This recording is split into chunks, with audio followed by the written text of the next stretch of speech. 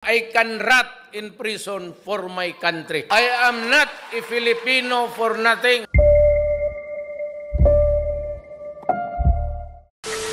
Lahat po tayo damdam o nararamdaman po natin ang paghihirap po ng bayan at ng pamilya natin. Bakit ba tayo ginaganito ng mga walang hiyang politiko at lalong-lalo na ang presidente natin, Adi? Kasi po, karamihan sa atin, tayo rin po ang may kasalanan po nito. Sa kakapiranggot o barya-baryang ibinibigay sa atin, ipinagpapalit natin ang paghihirap at kinabukasan at ang yaman ng ating bansa. Isa-isahin ko po kung bakit tumitindig po ko ngayon dito, alang-alang sa bayan natin at alang-alang sa mga kababayan ko. Ngayon, nakatutok tayo sa flood control program o anomalya o korupsyon. Ngayon pa lang po, kukunti pa lang, hindi pa 1/4 ang naka-account po sa nakawan ng mga ilang walang hiyang pangaliado ng ating presidente at napakawalang hiyang Speaker of the House, Martin Romualdez. Alam niyo po, baka nakakalimutan niyo, ang Maharlika Fund po natin, 500 billion po ang kinuha sa iba't ibang sangay ng gobyerno. At ito po, ngayon, baka nakalimutan nyo, magto 2 years na. Nabalitaan nyo na ba kung ano ang nangyari sa 500 billion na yan? Wala! Ito pa po, ang isa. Tayo po, hindi nyo po ba alam na dito sa administrasyon ng adik na Marcos na ito, nagbenta tayo ng 25 toneladang ginto. Na ito po ay reserve natin. Pag nagkaroon ng krisis, meron pong magpapautang sa atin dahil binamandato po ng World Council of Gold na meron tayong reserve gold po rito. Ni-report pa ho nila, ipinalamba sa bayan kung ano at saan napunta ang pinagbentahan ng 25 na toneladang ginto. Wala! Sanay na sa pagnanakaw sa bansa natin ang administrasyong ito. Ang tanong ko po, Mamang Pulis, MMDA, security, at yung mga dumadaan na nakakotse rito sa atin. Bakit hindi tayo kumikibo? Hindi nyo ba damdam o nararamdaman ang kawalang-hiyaan ng gobyernong ito? O natatakot kayo? Bayan ko, kababayan ko, kaya tayo winawalang hiya ng ating administrasyong ito dahil wala kayong pakialam. Alam nyo ba, sa 120 milyong Pilipino, may utang na ho agad ang bawat isa sa atin dito kahit ito'y sanggol pa lang, bagong panganak, may utang na agad na 153,000 ang utang ng bawat isa sa atin. Iputang inang yan, meron pa tayong makainabangan? Wala!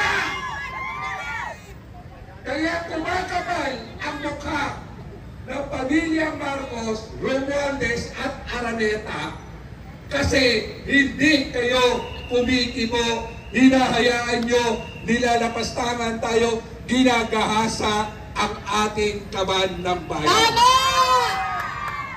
Kami po na nandito ngayon, sana magbigay o magbukas sa kaisipan po ninyo bilang isang Pilipino, bilang isang kapwa tao, tumindig po tayo sana. Yes! Tama. Mga pulis, mahal namin kayo. Alam ko, may sinumpaan din po kayo sa inyong tungkulin. Pero kasama sa sinumpaan ninyong tungkulin ay yung maging tapat po kayo sa taong bayan at sa bansang ito.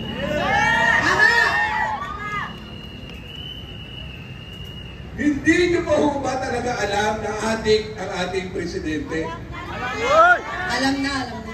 Sa mga kilos at desisyon po niya, may paninindigan ba? Nasa tamang pag-iisip ba?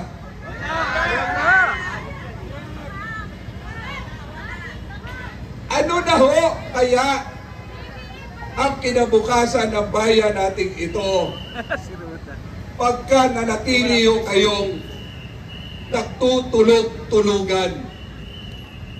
Bayan ko, kababayan ko, huwag nyo namang hintayin na talagang lugmok na ang bayang ito bago kayo kumilos. Kami po mga tao na nasa harapan po ninyo, isang kahig, isang tuka.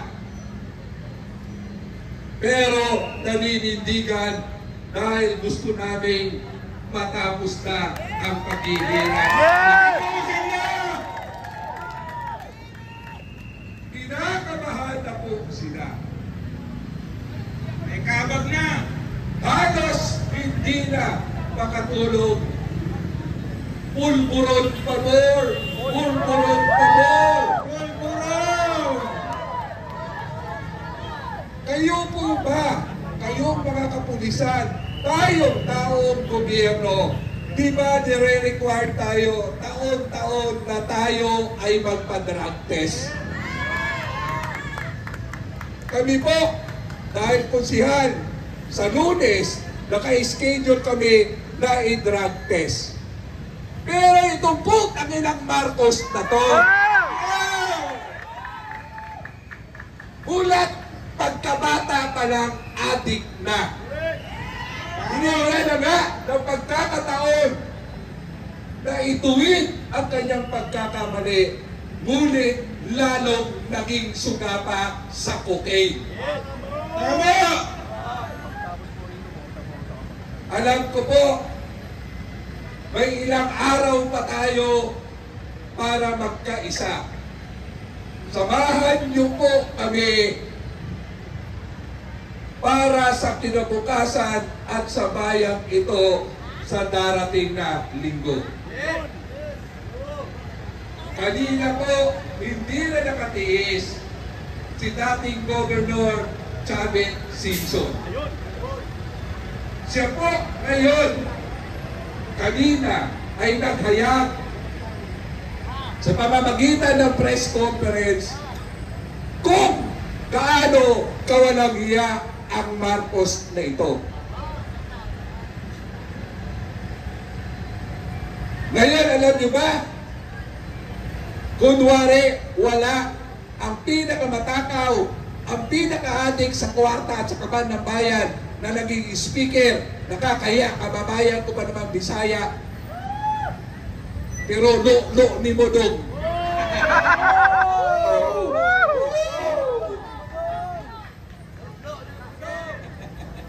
Ngayon, lalong-lalo na sa lugar namin dito sa Quezon City, namimigay ngayon sila ng ayuda. Binibigyan ang mga tao 5,000 dapat, 3,000 lang. Ultimo sa ayuda, butang inang yan, kinukurap pa. ang kakapal na mukha niyong mga congressman kayo. Kapal Mox! Nagsalita na si Mayor Joy Belmonte kung paano tayo dinakawan, niloko ng mga congressman na to. Kahapon, nagkaroon ng physical audit ng flood control project sa Quezon City. Ayan na! Natuklasan niya kung gaano kawalang iya ang mga congressman natin. 17 billion mula 2022 hanggang itong taon na to ang nilustay ng mga walang iyang congressman na yan. Grabe. Alam niyo ba, puntahan natin ang mga bahay ng mga congressman natin. Doon pa lang makikita nyo kung gaano sila kahayok, katakaw sa pera ng bayan. Lahat ng mga karangyaan nasa kanila. Samantala, ang kanilang nasasakupan nung araw, isang kahig, isang tuka. Pero ngayon, 1,000 kahig bago ka makatuka dahil sa hirap ng bayan natin. Kaswapang mga gahaman! Ewan ko na lang po kung ano pang ebidensya ang kailangan nyo. Ewan ko na lang po kung ano pang mahirap at pagdadakaw ang gagawin nila para po mamulat tayo. Sana ho, itodo na natin sa darating na linggo, magsama-sama tayo, palayasin na natin ang nagpapahirap at salot sa bayan ito. Palayasin! Araneta, Romualdez, Saltico. Tama! Palayasin! Kaya ang panawagan, kasama natin si Tatay Rani, ang sambayan ng Pilipino, Marcos Romualdez, resign! Marcos Romualdez, resign! Marcos Romualdez, resign! Putang ina nyo, Marcos! Putang ina nyo, Romualdez! Putang ina mo, Saltico!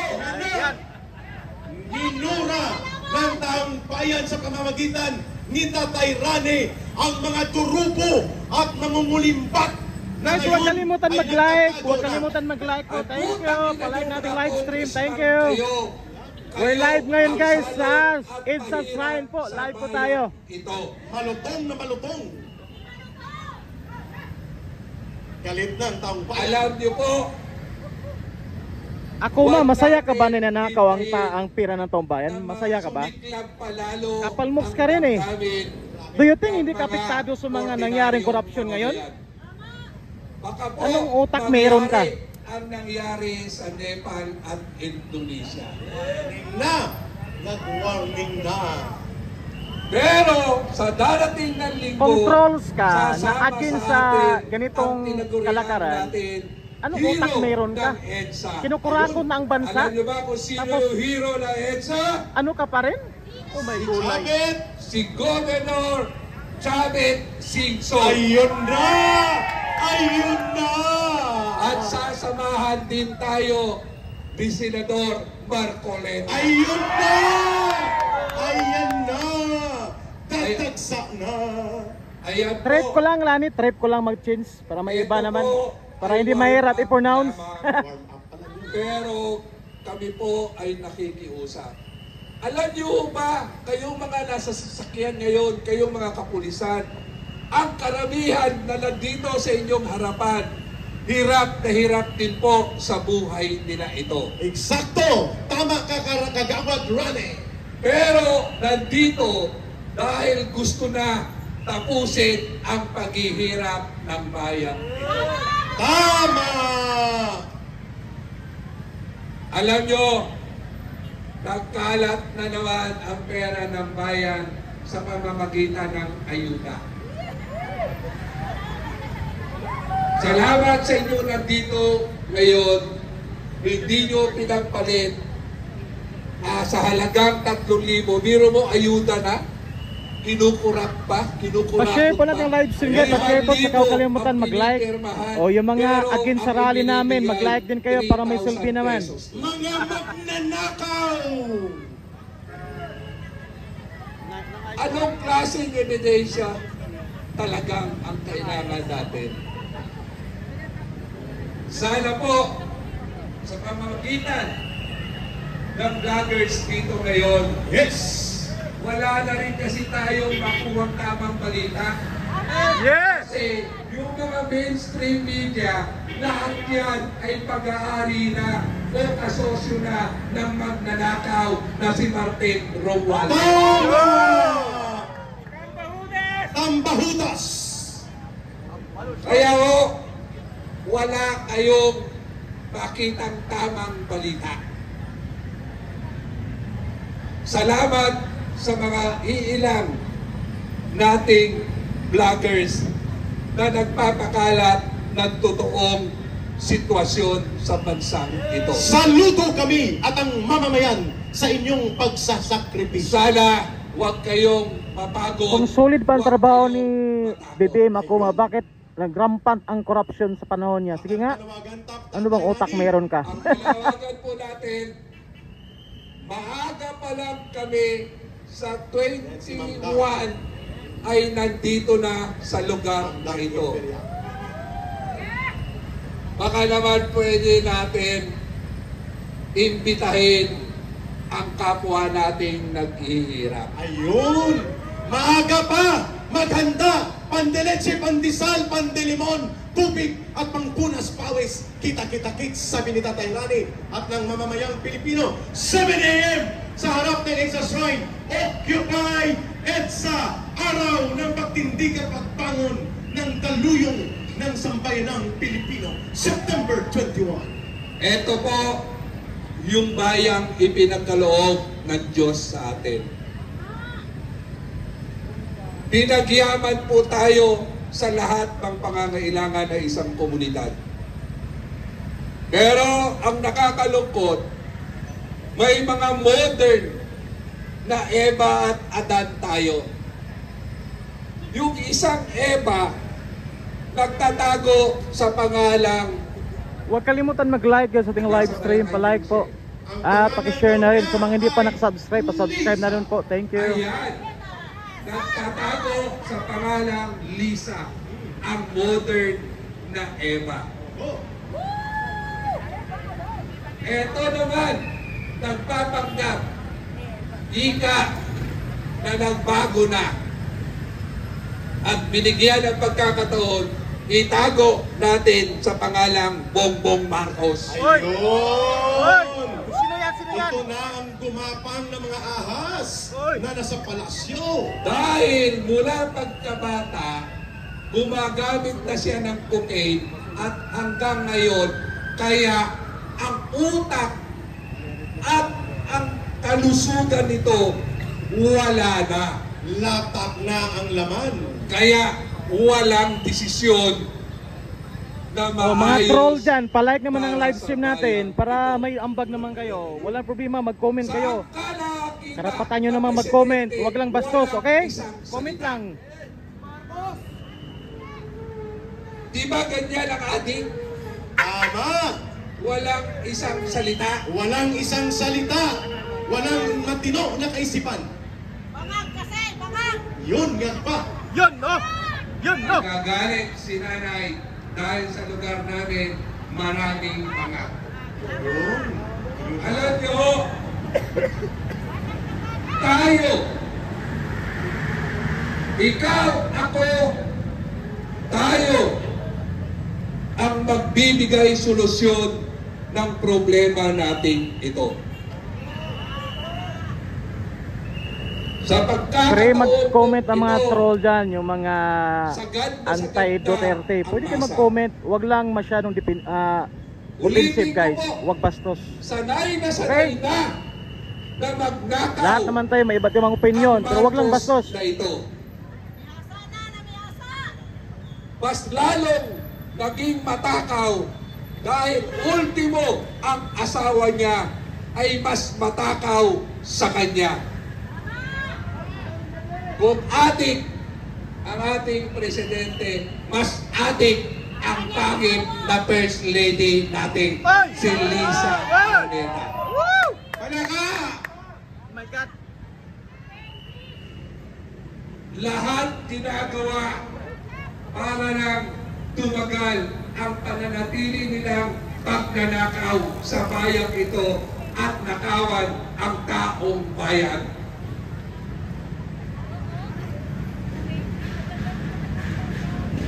Parang awa na po ninyo.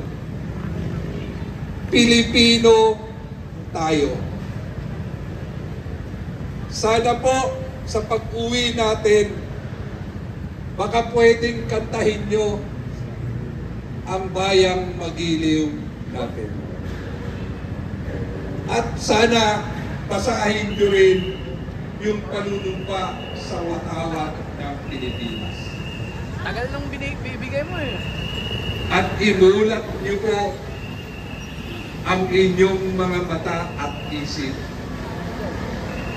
Huwag na nating patagalin pa ang paghihirap na ito. Wakasan na natin ang korupsyon. Wakasan na natin ang panggagahasa sa bansang ito sa mga iilang tao lang po. Yun, malinaw. Bayan ko, mahal ko. Bayan ko para sa kapwa ko. Ipaglaban natin tong bayang ito. Kailangan po tayong makabayan sa panahon po ngayon. Yun. Ayan, shoutout sa ating 300 plus viewers dyan. Hindi pa naka-like. Pasuyo naman pa, pa-like po din sa mga hindi pa subscribe. Pa-subscribe na rin. Sa mga troll dyan, pa-subscribe na rin. Okay? Oh, wag lang bastos guys. Hindi namin di-delete yung mga comment nyo. Basta hindi lang bastos. May opinion, sarili naman kayong opinion. Samahan niyo po kami sa darating na 21 at sabay-sabay natin ipakita sa kanya. Tama na! Sobra na! Palayasin na! Tama na! Sobra na! Palayasin na! Tama na! Sobra na! Palayasin na! Sila Ayun, klarong-klaro ang mensahe. nasa saligang batas po yan. Na tayong mga taong bayan may karapatan tumindig sa mga katiwalian ng bayang ito, lalong-lalo na sa mga namumuno po sa atin. Ayun. Salamat. Alam ko, iilan lang kayong matatapang dito. Salamat dahil sa pamamagitan nyo po, magbibigay lakas loob ito sa mga nakakaangat ang buhay sa atin. Pasuyo sa mga hindi pa naka-like natin yung live stream guys. Pa-like naman po. Thank you. Ang kapakinabangan at mawawala sa kanila kung mananapili ho tayo tahimik. Ayun, malinaw ha? Aming Panginoon, parang awa niyo na po. Ipuhin niyo po ang bawat isa sa amin.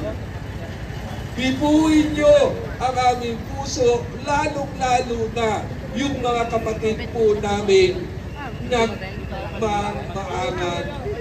Pero sabi ni Esperon na kaibigan, yung retired general natin si Esperon, marami silang, ang mga sundalo, marami ang organisasyon. Yun na nga, nagreklamo na rin, pumalag na rin sila sa corruption sa bansa.